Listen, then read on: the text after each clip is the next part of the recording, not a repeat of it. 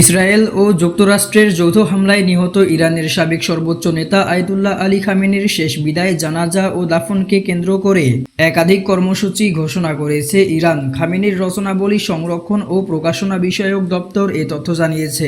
দেশটির রাষ্ট্রীয় গণমাধ্যম প্রেস টিভির খবরে এ কথা বলা হয়েছে। ঘোষণা অনুযায়ী আগামী 4 ও 5 জুলাই ইমাম খোমেনি মুসাল্লাতে শেষ শ্রদ্ধা নিবেদনের অনুষ্ঠান অনুষ্ঠিত হবে। এরপর 6 জুলাই তেহরানে তার জানাজার যাত্রা বের করা হবে।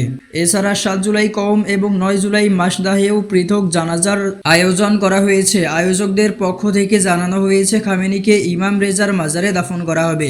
বিবৃতিতে দেশের জনগণ, বিশ্বের স্বাধীনচেতা মানুষ, ইসলাম অনুসারী এবং ইরানের আগ্রহী সকলকে এসব অনুষ্ঠানে অংশ নেওয়ার আহ্বান জানানো হয়েছে। আয়াতুল্লাহ রুহুল্লাহ খোমেনির মৃত্যুর পর 1989 সালে আয়াতুল্লাহ আলী খামেনি ইরানের দ্বিতীয় সর্বোচ্চ নেতা হিসেবে দায়িত্ব গ্রহণ করেন। 2026 সালের 28 ফেব্রুয়ারি নিহত হওয়ার আগ পর্যন্ত তিনি টানা 36 বছর 6 মাস এই পদে অধিষ্ঠিত ছিলেন।